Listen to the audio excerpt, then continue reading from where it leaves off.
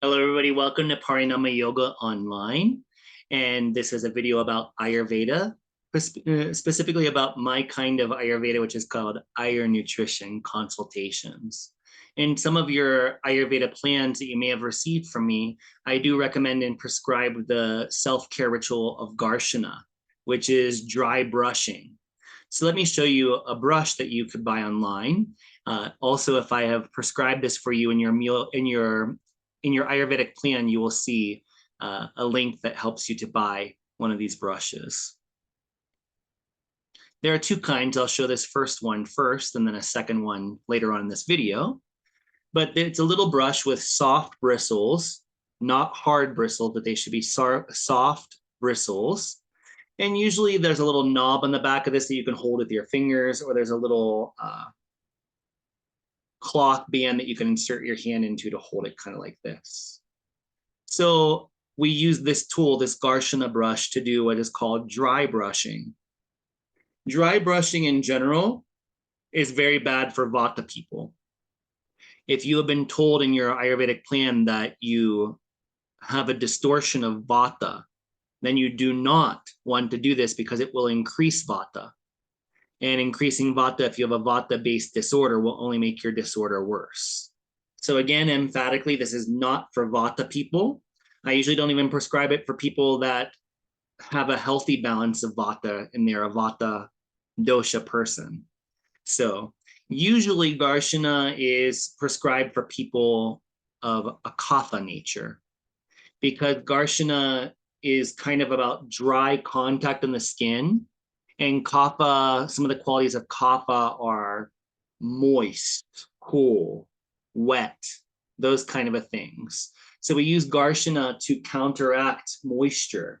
It actually brings a little bit of dryness to the tissues.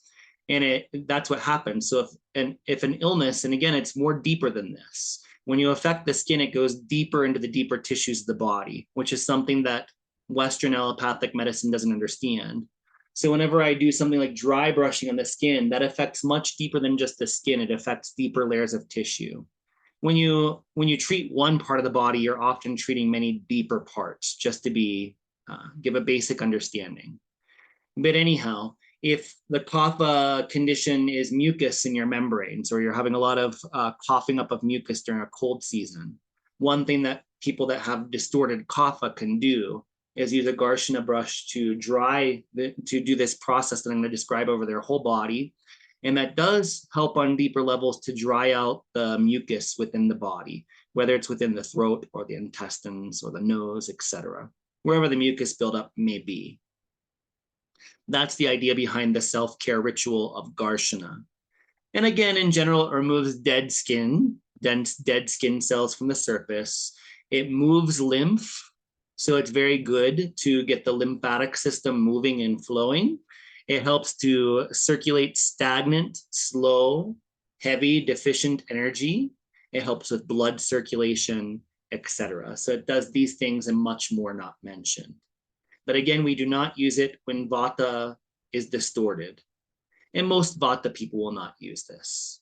There'll be other techniques that are more appropriate for bringing Vata into balance. So what you want to do whenever you begin doing the practice of Garshana is that you take this little brush that you see on the screen and you have it in your hand, and you want to make circles on your hand.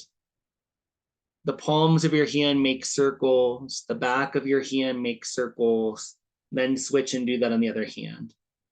So make circles for, say, 10 to 20 seconds, front and back of the hands, tops and backs of the fingers. Nice circles. Circular motion is the way to go in the hands. And then you'll do the bottoms of your feet. Circular motions on the bottom of your feet, 10 to 20 seconds or more if it's pleasurable for you. And then you want to stand up and you will go up each leg. Right leg, left leg first, doesn't matter. Some people will specify that. I tend to go with my right side first or my right nostril first. Whatever part of my body is in the right, I tend to do first for self-care. Because in yoga practice, which is my first love, Hatha yoga, you always do the right side of the body first, the positive side of the body. So So in general, I recommend doing the right side of the body, the right nostril first for nasya, etc. But anyhow, after you make circles on your hands and on your feet, which is how you begin Garshana, then you start from your bottom of your leg up. You make long strokes from the bottom of your ankle up to your knee. So the motion is always towards the heart center. So you brush up from ankle up to knee several times, from knee up to thigh several times, etc. And again, the movement of the brushing is a long stroke towards the heart center, okay? Towards the heart. Whenever you have joints like your ankles, your knees, your hips, you do circular motions on the joints, yeah? Circular motions on the joints. You could reach behind you and do circular motion on the buttocks, on the lower back, etc. So you do that all in motions. Again, joints are circular. Parts of your body, like your legs, are long strokes from the bottom up towards the heart. The motion is always towards your heart center when you're doing Garshana. Okay, so whenever you come to your abdomen, say from your hips up towards your heart, you're going to make long strokes with the brush from your hip up towards your heart. Hip up towards your heart. Hip up towards your heart. The sides of the body from the bottom up towards your heart, etc. Long strokes. And again, when you get to your arms, you're going to make strokes from your wrist towards your heart.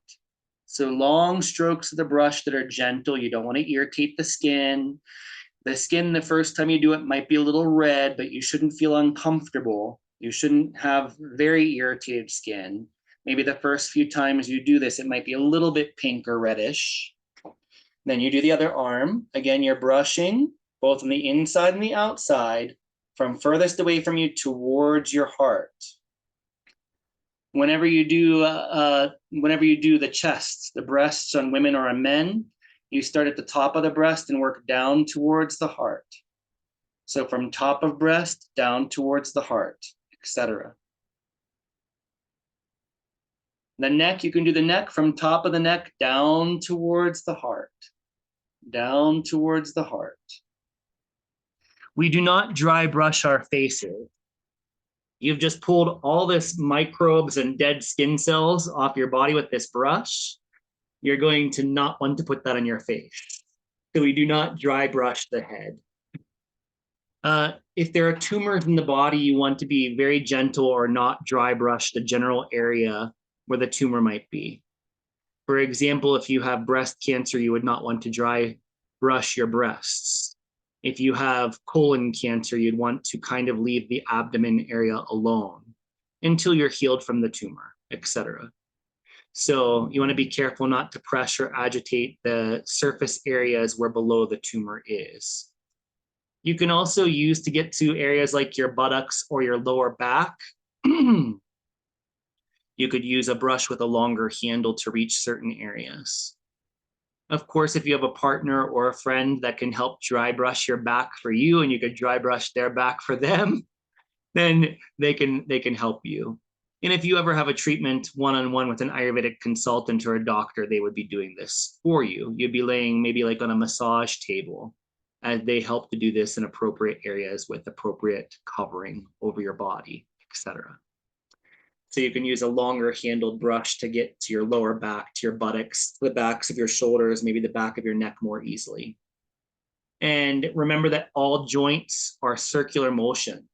So if you do under the armpit, which is good to produce lymph from under there, you do circular motions under the armpit because this is part of your shoulder joint. You would do circular motion on your hips, on your knees, on your ankles, etc. And long strokes, always moving towards the heart for everything else. And this is the practice of Garshana or dry brushing. If you have any questions, just send me an email or send me a message through whatever avenues you have from your Ayurvedic plan. And I'm really happy to help you out. Have a beautiful day and I'll see you in the next video.